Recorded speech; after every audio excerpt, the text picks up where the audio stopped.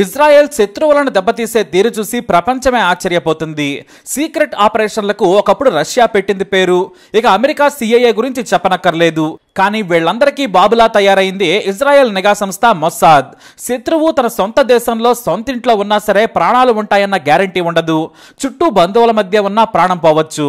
వందల మంది భద్రతతో తీవ్రవాదులు నక్కినా కూడా లైఫ్ కి గ్యారంటీ ఉండదు. That is Mossad. Israel Lebanon లో ఒకేసారి 2 ఆపరేషన్లు. కానీ మొసాద్దే పై చేయింది. మధ్యాహ్నం 2 గంటల సమయంలో ఇజ్రాయెల్ మాజీ రక్షణ శాఖ హెడ్ కమాండర్ తన కారులో ప్రయాణిస్తూ ఉన్నాడు. అది కూడా పాలస్తీనా సరిహద్దు ప్రాంతంలో ఉన్నారు ఆయన. తన కారులో కుటుంబ సభ్యులతో కలిసి వెళుతూ ఉన్నారు. వెనుక ఓ భద్రతా విభాగం కారు వస్తుంది. అందులో మిలిటరీ సెక్యూరిటీ కమాండర్స్ ఉంటారని ఎవ్వరికీ తెలియదు. ఇజ్రాయెల్లో మాజీ ప్రధానులు రక్షణ సీక్రెట్ ఆపరేషన్స్ చేసి రిటైర్ అయిన వారు కూడా నిఘాలోనే ఉంటారు. వారందరి భద్రత చూసుకునేందుకు ప్రత్యేకమైన డిపార్ట్మెంట్ ఉంది. అదే షిన్ బెట్. సరిగ్గా సెప్టెంబర్ 17న మధ్యాహ్నం పూట కారులో వెళుతున్న ఆ అధికారి కారును ఒకేసారి అంతరంగత భద్రతకు చెందిన కార్లు చుట్టుముట్టాయి. ఆ సదరు ఆఫీసర్ భయపడ్డారు. ఆయన్ను కుటుంబ సభ్యులను తమ కారులో ఎక్కించుకొని వెనక్కి తీసుకెళ్లిపోయాయి.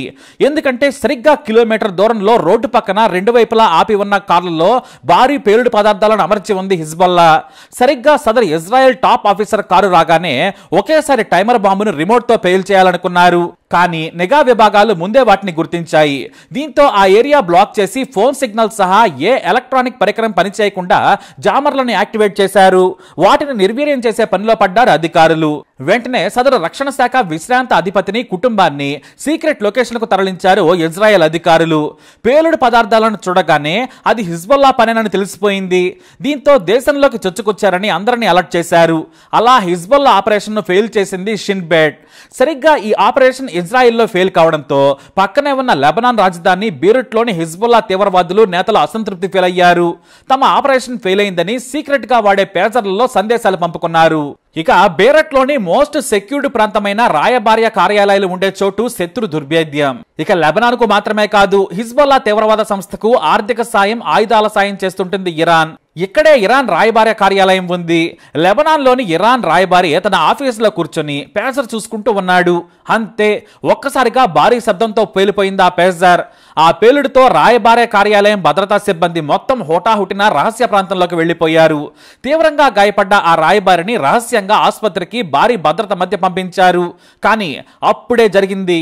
బీరుట్ మొత్తం పేలులతో దద్దరిల్లిపోయింది. హిజ్బుల్లా తీవ్రవాదులు, సానుభూతి పరులు, ఆర్థిక సాయం చేసేవారు, రహస్యంగా సాయం చేసే టెర్రరిస్టుల పేజర్లన్నీ కూడా బాంబుల్లా పేలిపోతున్నాయి. కొంతమంది జేబులో పెట్టుకున్న పేజర్ పేలడంతో కాలు, తొడలు ఛిద్రమయ్యాయి. పొట్ట దగ్గర పెట్టుకుని చేతితో రహస్యంగా చూస్తున్న పేజర్ పేలిపోయి పొట్టలోని పేగులు కూడా బయటకొచ్చాయి. కొంతమంది అయితే తల పక్కన పెట్టుకుని పడుకున్న వాళ్లకు, మొహం దగ్గర ఉన్న వారికి పేజర్లు పేలి తీవ్ర గాయాలయ్యాయి. మొత్తం 3000 పేజర్లు ఒక్క బీరుట్లోనే పేలిపోయాయి. లెబనాన్ లోని ఇతర ప్రాంతాల్లో మరో 500 పేజర్లు పేలాయి. బేరట్ సిటీ మొత్తం అంబులెన్స్ల శబ్దాలతో దద్దరిల్లిపోయింది. దగ్గరలోని ఆసుపత్రుల్లో హాహాకారాలు. మొదట ఇరాన్ రాయబారి పేజర్ మాత్రమే బై మిస్టేక్ తో పేలిందనుకున్నారు. కానీ హిజ్బుల్లా తీవ్రవాద సంస్థ తమ వారికి పంచిపెట్టిన పేజర్లన్నీ కూడా పేలిపోయాయని తెలిసి వాటిని దూరంగా విసిరేసి పారిపోయే పరిస్థితి ఏర్పడింది. అసలు బ్యాగుల్లో, జేబుల్లో, చేతుల్లో ఉన్న పేజర్లు పేలితే మొదట అది సాధారణ ప్రమాదం అనుకున్నారు. కానీ వేలాది పేలుళ్లు బేరట్ మొత్తం విధ్వంసం చేశాయి. పేజర్ ఉన్న ప్రతి ఒక్కరూ తీవ్రంగా గాయపడ్డారు. 3 అయితే స్పాట్లోనే చనిపోయారు. ఇక మొత్తం మీద 9 మంది చనిపోగా వందల మంది మృత్యువుతో పోరాడుతూ ఉన్నారు. మరికొంతమందికి అవయవ మార్పిడి కూడా చేయాల్సిన పరిస్థితి ఏర్పడింది. ఈ పేలుడు కారణంగా సామాన్యులకు కూడా గాయాలయ్యాయి. మొత్తం 3000 మంది పేజర్ల పేలుడు కారణంగా చికిత్స పొందుతున్నారు. మరో 1000 మంది సాధారణ గాయాలతో ట్రీట్మెంట్ తీసుకున్నారు. అయితే కొందరి మొహం మొత్తం కాలిపోవటం, తొడలు ధ్వంసం కావడం లాంటి వీడియోలు చూసి హిజ్బుల్లా తీవ్రవాద సంస్థ వణికిపోయింది. ఇరాన్ కూడా షేక్ అయిపోయింది. ప్రపంచం మొత్తం ఒక్కసారిగా షాకు గురైంది. నువ్వు మగాడివిరా మొసాద్, నీకు దండం పెట్టాలి, శత్రువు పెన్నువాడినా చంపేలా ఉన్నావురా బాబు అంటూ షాక్ అయిపోతున్నారు. అమెరికా నుంచి రష్యా వరకు, చైనా నుంచి భారత్ వరకు అన్ని దేశాల్లో కూడా ఇజ్రాయెల్ నిఘా వ్యవస్థ పడితనం చూసి ముక్కున వేలేసుకున్నారు. ఇది మీకు మాత్రమే సాధ్యమైన పని అని మిత్ర దేశాలు ఏకంగా మొసాద్ కు సెల్యూట్ చేస్తున్నాయి. కుక్క కాటికి కుక్క దెబ్బ తీయడంలో మొసాద్ పనితీరే వేరు. చేతికి మట్టంటకుండా, తుపాకీతో పేల్చకుండా, ఒక సీక్రెట్ ఏజెంట్ దొరకకుండా ఇలా తీవ్రవాద సంస్థకు మరణం మెసేజ్లు ఒకేసారి పోస్ట్ చేసి శత్రువుకు, వారికి మద్దతిచ్చే ఇరాన్ కు వణుకు పుట్టించింది ఇజ్రాయెల్. దీంతో ఇప్పుడు ఫోన్లను కూడా దూరంగా విసిరేసి భయంగా బ్రతుకుతున్నారు శత్రువులు. ఎందుకంటే పేజర్లోని బ్యాటరీలు పేలాయి. ఆ తర్వాత తాము వాడుతున్న ఫోన్లు కూడా పేలొచ్చని భయపడిపోతున్నారు. భయపడ్డారు. అంతెందుకు వాచ్లు పెట్టుకోవాలన్నా భయమే, స్మార్ట్ టీవీ ఆన్ చేయాలన్నా కూడా బాంబు ఉందేమో పేలుతుందేమోనన్న భయం వారిలో మొదలైంది. ఇంతకీ పేజర్లు ఎందుకు పేలాయి? అయినా ఇంత సాంకేతిక పరిజ్ఞానం పెరిగినా 30 ఏళ్ల క్రితం నాటి ఓల్డ్ టెక్నాలజీ అయిన పేజర్లను ఎందుకు వాడుతున్నారనేదే ప్రశ్న. వాస్తవానికి సెల్ ఫోన్లు పడితే ఏకంగా మొత్తం మాటలను వినేస్తుంది ఇజ్రాయెల్ నిఘా సంస్థ. అంతెందుకు సాఫ్ట్వేర్ అప్డేట్ల పేరుతో ఆండ్రాయిడ్ ఫోన్లలోకి మాల్వేర్ కూడా వెళ్లిపోయింది. ఇదే ప్లాన్ తో 1996లో హమాస్ తీవ్రవాద సంస్థలో బాంబు తయారీ హెడ్ అయిన యహ్యా అయ్యాష్ ను ఆయన వాడుతున్న ఫోన్ ను హ్యాక్ చేసింది మొస్సాద్. అందులోకి మాల్వేర్ పంపించింది.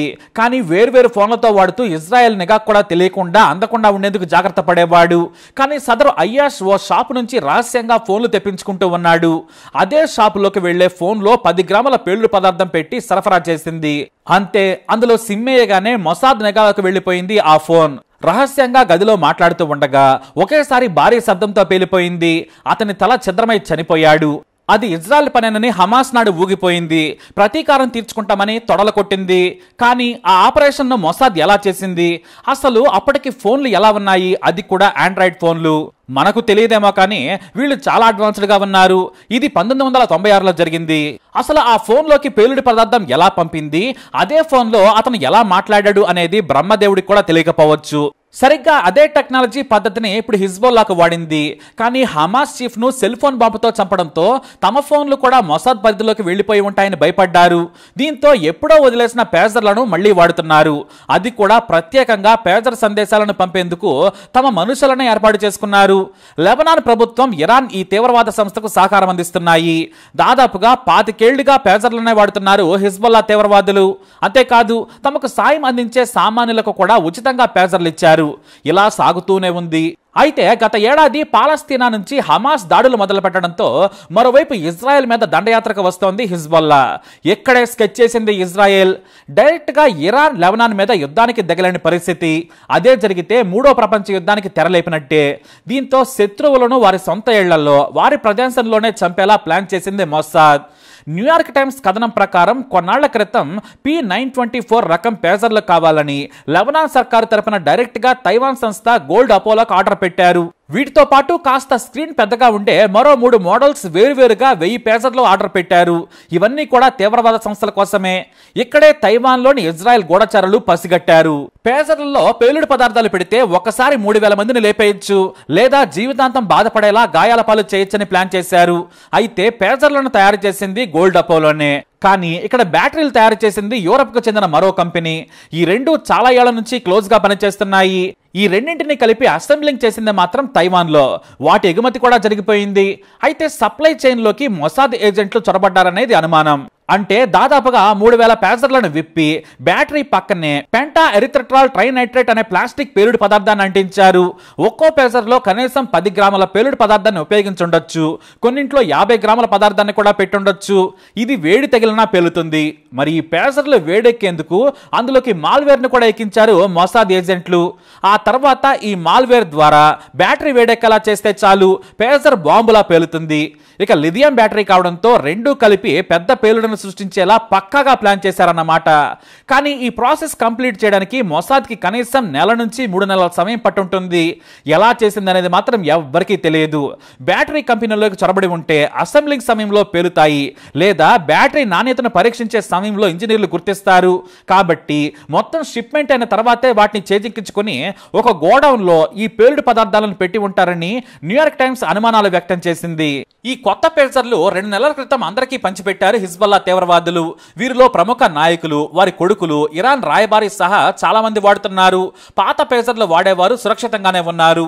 అయితే సరిగ్గా 3 గంటలకు పేజర్లు పేలేలా ఒకేసారి మాల్వేర్ ను యాక్టివేట్ చేసింది మొసాద్. అంతే, జేబులో ఉన్నా, చేతిలో ఉన్నా, తల పక్కనే ఉన్నా సరే దీపావళి టపాసుల్లా పేలడం మొదలు పెట్టాయి. జేబులో పెట్టుకున్న వారికి దారుణంగా ప్రైవేట్ భాగాలు ధ్వంసమయ్యాయి. తొడలైతే ఛిద్రమైపోయాయి. ఓ వ్యక్తి అయితే పేజర్ ను పడుకొని పొట్టకాలించి చూస్తుండగా పేలింది. పొట్టలోని పేగులు కూడా బయటకొచ్చి చనిపోయాడు. లెబనాన్ లోని ఇరాన్ రాయబారి కూడా తీవ్రంగా గాయపడ్డారు. హిజ్బుల్లా నేతలైన 2 ఎంపీల కొడుకులు కూడా తీవ్రంగా గాయపడ్డారు. లెబనాన్ రాజధాని పోలీసు సైరన్లతో, అంబులెన్స్ల చప్పుడుతో, ఆసుపత్రుల్లో హాహాకారాలతో మిన్నంటాయి. ఇరాన్ రాయబారి తీవ్రంగా గాయపడటంతో ఆ దేశానికి మరోసారి ఇజ్రాయెల్ చేతుల అవమానం తప్పలేదు. ఎక్కడ ఉన్నా సరే హిజ్బుల్లా తీవ్రవాదులు ఇచ్చిన పేసర్లు వాడినందుకు చాలా మంది తీవ్రంగా గాయపడ్డారు. ఈ రకమైన దాడి ప్రపంచంలో ఎప్పుడూ చూడలేదు. మొసాద్ ఇంతవరకు స్పందించలేదు. ఇజ్రాయెల్ అధికారులను ఇంటర్నేషనల్ మీడియా స్పందించమని అడిగినా నో కామెంట్ అంటూ ఫోన్ పెట్టేశారట. మొసాద్ దెబ్బతీస్తే అంతే మరి. ఇప్పుడు ఏకంగా హిజ్బుల్లాకు రాకెట్లతో కాదు, మీ చేతిలోని వస్తువులతోనే మృత్యు సందేశం పంపించాం, బ్రతికుంటే చదువుకోండి అంటూ సవాల్ చేసినట్లయింది. అయితే తాము ప్రతీకారం తీర్చుకుంటామని లెబనాన్, ఇరాన్ దేశాలు ప్రకటించాయి. హిజ్బుల్లా మా సత్తా చూపిస్తామని సవాల్ చేసింది. ఇటు ఇజ్రాయెల్ మాత్రం మోస్ట్ వెల్కమ్ అంటూ రెడీగా ఉంది. ఈ యుద్ధం ఎప్పట్లో ఆగేలానే లేదు. యుద్ధ విమానాలు రాకెట్లతో కాకుండా శత్రువు దేశంలోకి చొరబడకుండా మొసాద్ ఏజెంట్లు అక్కడే తమ టార్గెట్లను ఫినిష్ చేసేస్తున్నారు. వారిని పట్టుకోవటం ఎవ్వరి తరం కాదు. ఇంతలా ఆపరేషన్ ఎలా చేస్తున్నారని అమెరికా CIA కూడా తెలుసుకోలేకపోతుందంటే పరిస్థితిని మనం ఏంటో అర్థం చేసుకోవచ్చు. మొత్తానికి ఏకంగా ప్రపంచ దేశాలన్నింటికీ కూడా షాక్ ఇచ్చింది ఇజ్రాయెల్. మరి ఈ ఆపరేషన్ పై మీ అభిప్రాయాన్ని కమెంట్ ద్వారా తెలియజేయండి. ఈ వీడియో అప్డేట్స్ కోసం మై ఛానల్ ఫాలో అవ్వండి. అలాగే తప్పకుండా సబ్స్క్రైబ్ చేసుకోండి.